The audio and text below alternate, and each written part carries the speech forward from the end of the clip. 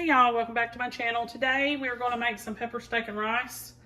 I've already got me some meat cut up into strips and then kind of cut those down into like thirds. I'm trying to think, what did I use? You can use, what is it called? Top sirloin, but I think I ended up having to use something different. I think I ended up using some sort of round steak that was thin. Walmart just doesn't have much to choose from, but if you can get a big top sirloin steak, that'll be best bet. All right, you're going to make like a little small marinade for this. It's not much at all. I'm trying to get this open.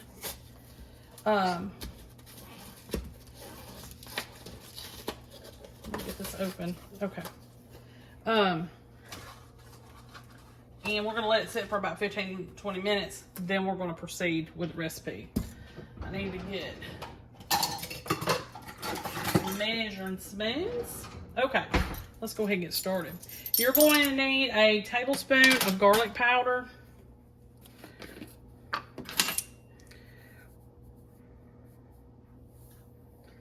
You're going to need a tablespoon of onion powder.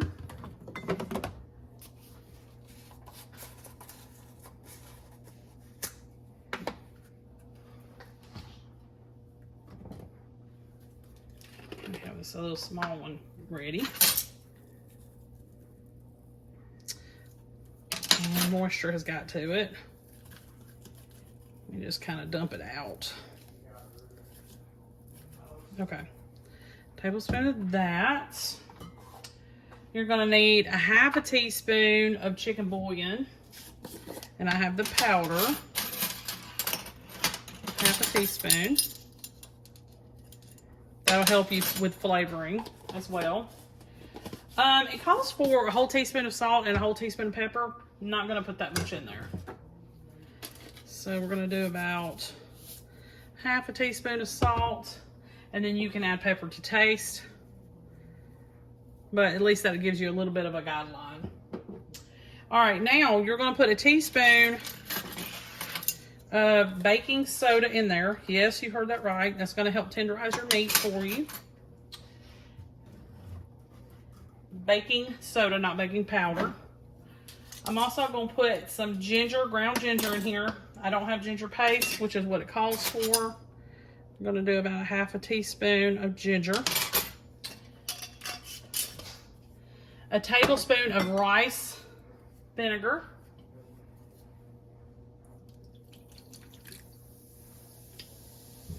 A tablespoon of Worcestershire sauce. Okay. 2 tablespoons of reduced sodium soy sauce. 2. Do a touch more. There we go. Then we're gonna put. I'm gonna put just a little bit, like a packet of sweetener or 2. I'm gonna go ahead and just do 2. You need 2 tablespoons of sugar. But I'm just gonna put sweetener in there. It's easier to measure, and we're kind of watching our sugar intake as well. Add all this together, and then if you want to put some extra garlic in there, you can at this point, and it can be fresh. I'm just going to put a little bit extra garlic powder. And mix all this together.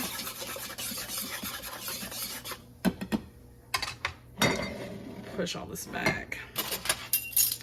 And bring our meat over here and pour all this over it. Spatula. All right, so I'm going to combine this. I'm gonna just do it with my hands. It's just easier. And as you can see, it's not much. It's not swimming in marinade. So keep that in mind. It's not supposed to be swimming in it. Set this aside 15-20 minutes, and I'm gonna go ahead and start cooking our peppers and onions and get that done. I'll be right back. Okay, y'all, so I sliced up my bell pepper and my onion, and I've been cooking it. You can cook it with butter or a little bit of olive oil. I just did olive oil because it was just, you know, right by the stove, and just started doing that. I'm gonna go ahead, and you don't put much oil in there, just enough to keep it from sticking and to help just cook it. So right now, I'm going to take the veggies out, set them aside. And we're going to put this meat in here. 5 skillet.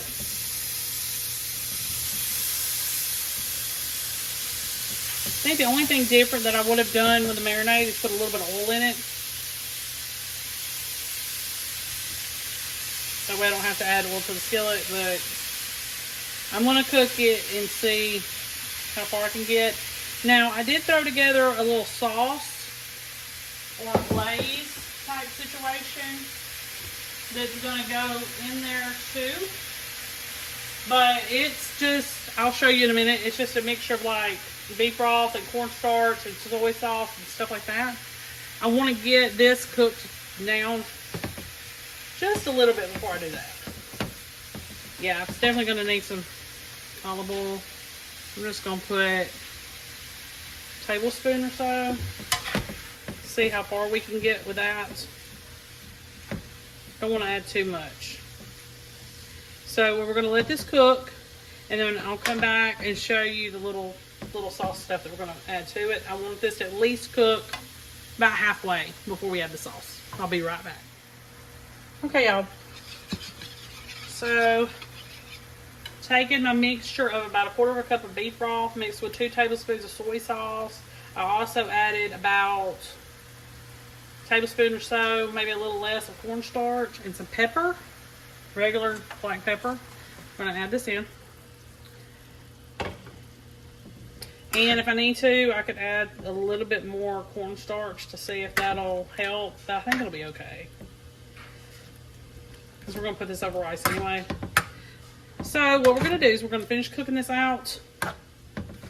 Add the peppers and the onions back in. Finish cooking this out. And then not overcook, but hopefully a lot of our liquid will evaporate and we won't have that extra. But if we do, it's okay. But we need to get rid of a good bit of it. It's about, you know, about a cup of liquid. But I want it to cook in it. Kind of glaze the meat a little bit. And then I've already got some rice cooked to serve this on top of. The peppers, you can use any color pepper. Doesn't matter. Just use 2. And then a half an onion. And you could probably even use a red onion if you wanted to. I wouldn't be particular. Yellow, red, white, whatever. And you can add a little bit more onion if you prefer. Alright, I'm just going to let this sit and simmer for a little while. And that'll be it. I mean, it's basically done. I'm going to cut the heat down just a little bit because I don't want it to get to cooking too fast. Alright, I'll be back in a minute. Okay, y'all. Turned out perfect. I let it just continue to simmer.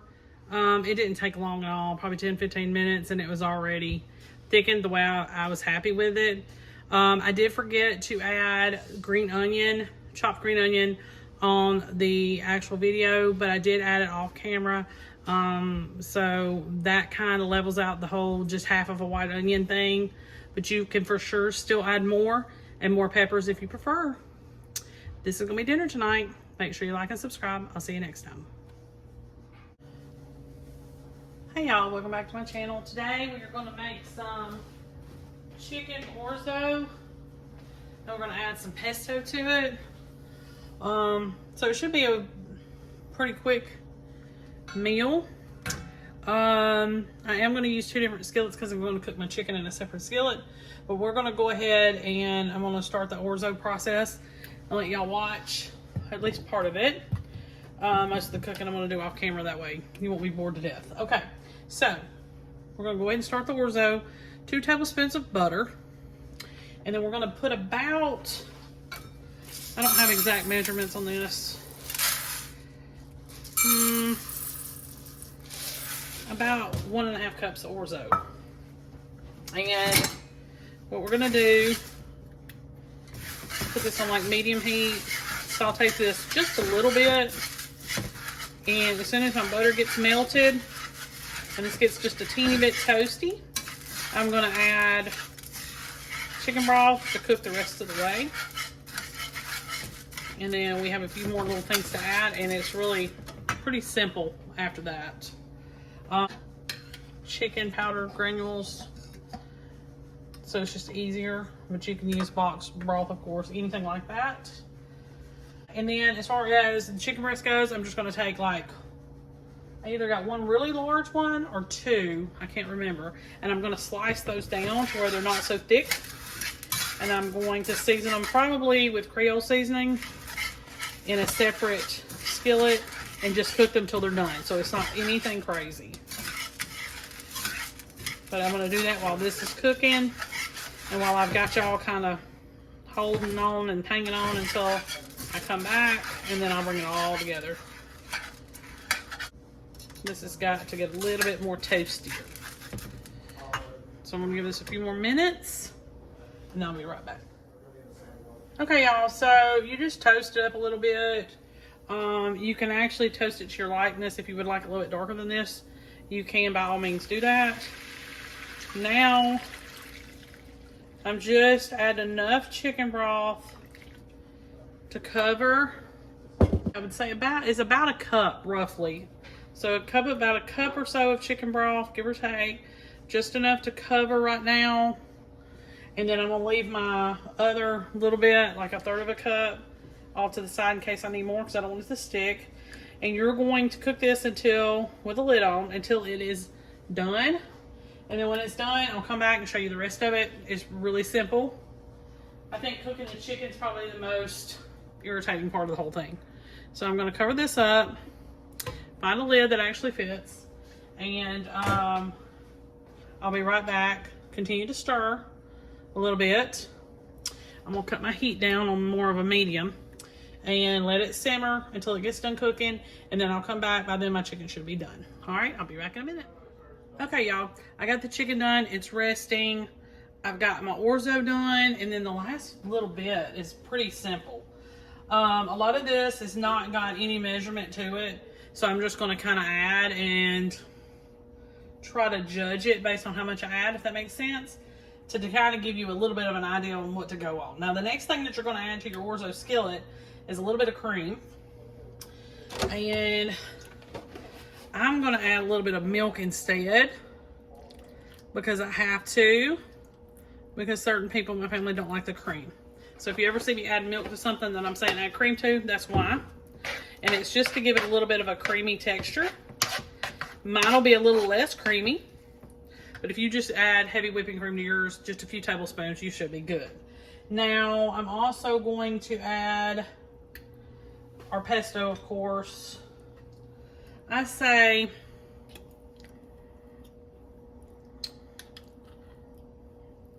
2 to 4 tablespoons, just depending on your taste.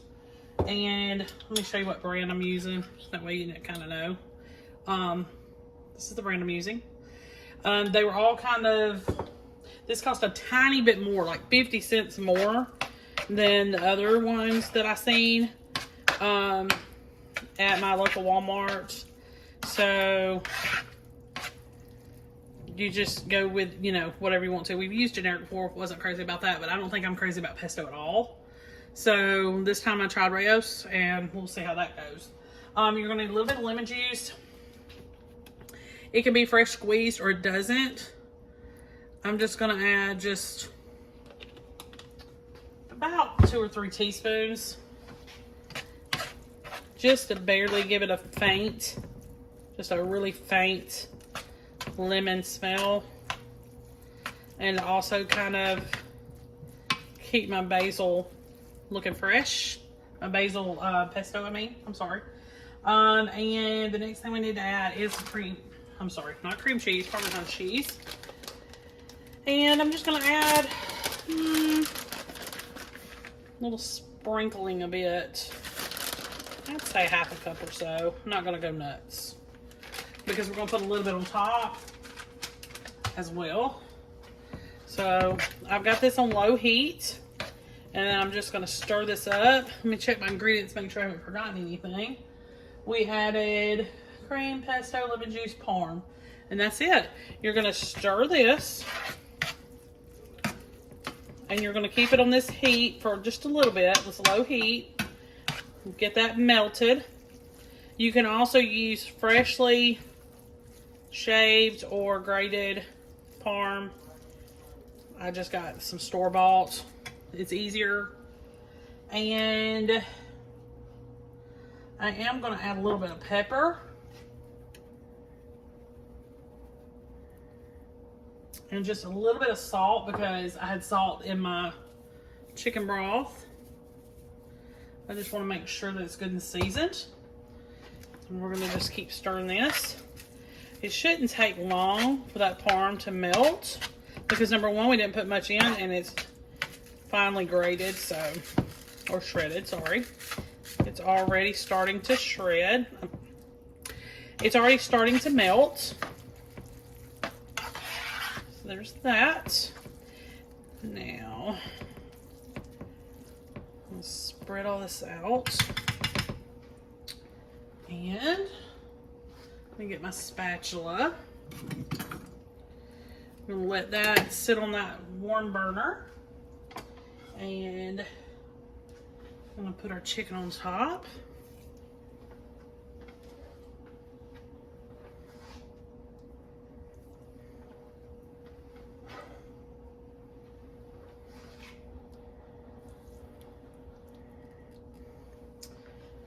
And we're gonna get some more and we're gonna cut it.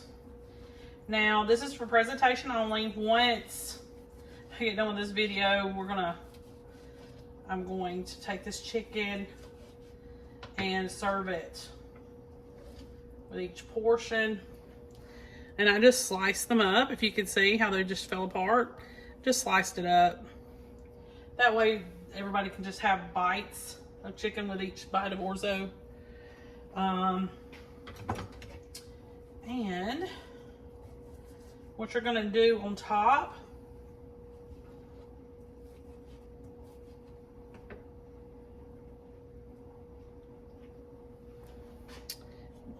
kind of scoop this in here just a little bit. Can add a little bit of parm.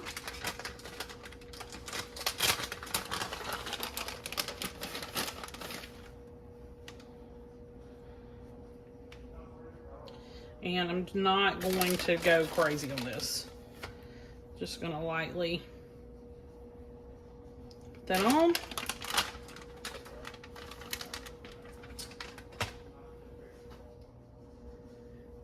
Just a little bit of parsley on top. All right, so what I'm gonna do now is I'm gonna get this to melt as well. And then I'll be right back with our plated presentation. Okay, y'all, so this is the finished product. This is one chicken breast on some orzo. It turned out great. I'm sure it's gonna taste great. It was able to cook properly and all the way through. If you just keep it a little bit covered, the chicken broth will come to a boil. Just kind of keep a watch on it, keep it stirred, don't let it stick. And usually, if I have just a little bit extra broth on the side or a little bit of water, even just a little bit of water, a few tablespoons of water, in case it starts to stick, you can just throw that in there. But I usually have no problem. It's just like any other pasta. It's perfect. It does great. No problems at all. The chicken broth gives it a really good flavor. You can substitute that for veggie broth if you prefer. But other than that, it's a great meal. It does take 2 pans. Unless you've got some leftover chicken, that would be great in it too. And you do not have to serve it on top like this. You can stir it up in the orzo. I just did this for presentation purposes. Okay, make sure you like and subscribe. I'll see you next time.